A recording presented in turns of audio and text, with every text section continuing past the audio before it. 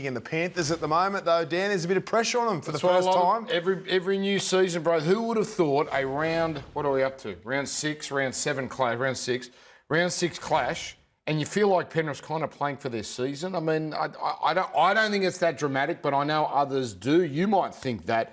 Dolphins, I thought would be better than one win. Yeah. Now, they got a win last week, but the stakes already are big. You've got to love this Thursday night game. The stakes are big too because of the records of past teams that have got 5-1 to start the year, aren't they? 100%, Braith. You're not understating it at all, Dan. No side has ever gone 1-5 and then gone on to win the premiership. That's all the way dating back to 1908. That's a big stat. There's a lot on the line for the Panthers. They get Dylan Edwards back. That's a huge inclusion. But they need to find some mojo, Mick. Yeah, it's amazing to think we're sitting here even speculating that the Panthers can be 1-5 to start the season.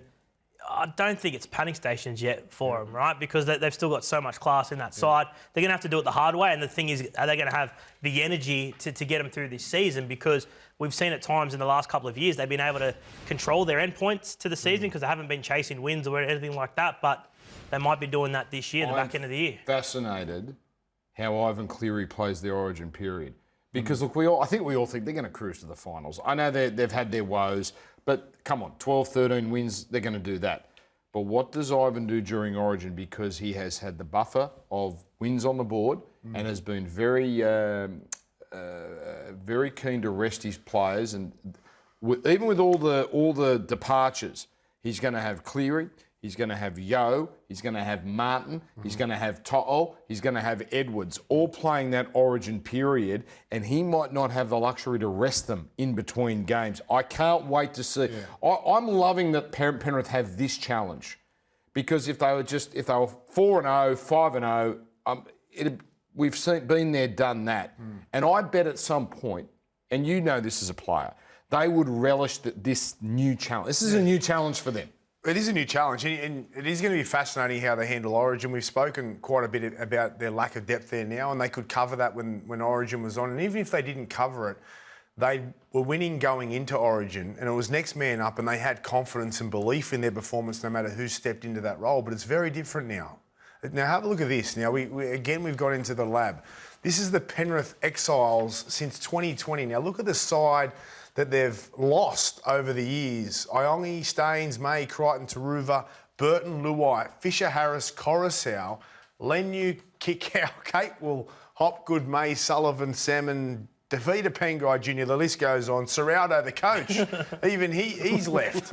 So, given the circumstances, and this gets bigger every year because they've had to continue to cut players because of salary cap reasons.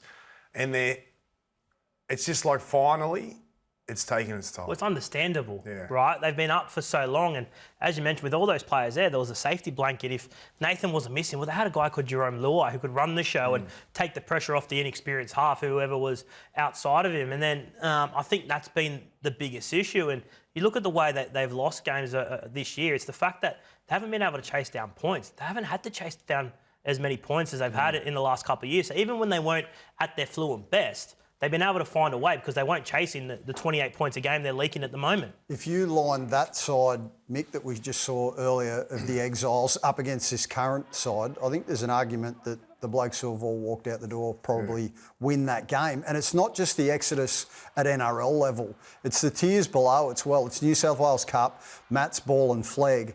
Rival sides have been like vultures, just picking the absolute elite talent out of Penrith's nursery because everybody knows they've got the biggest and the best, and it feels as though this year is the season that it has really caught up with them. You go back to 22, they won every single grade in the game, yet this year they've missed the finals in a couple of those junior divisions. Right, do you think there's a talent situation here that's caught up with them, no question.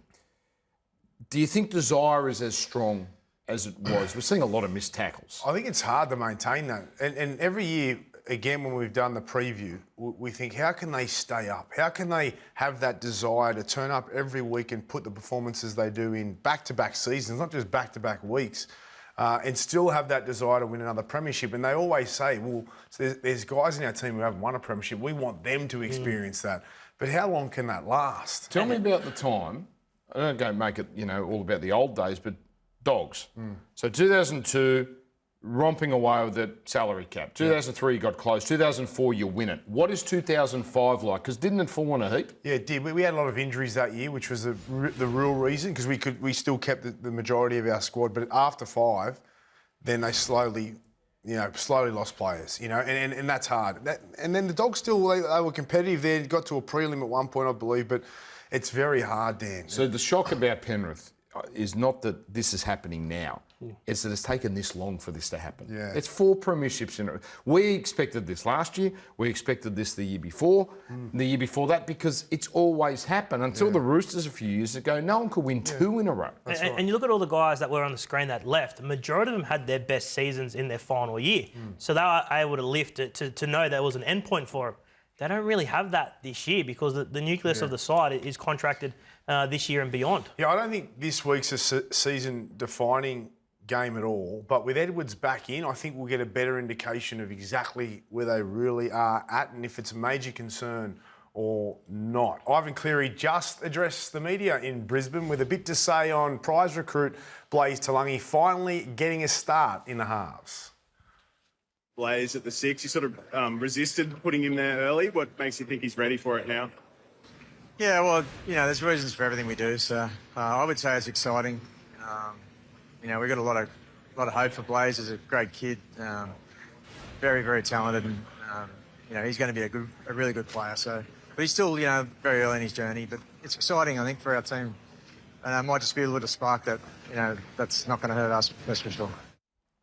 Yeah, this one's been a bit of a mystery to me, the Blaze Talangi situation. I'll come to you, Mick. Now, Blaze signed from Parramatta, Australian schoolboy, talked up as a half, as a 5'8". Very talented, only played 1 game this year. The game he played, he come off the bench after Cleary went off within 10 minutes with that head injury. They nearly won the game with him on the field. He ran for nearly 50 metres, made 20-something tackles, only missed 1, come up with a try assist, and it's his only game.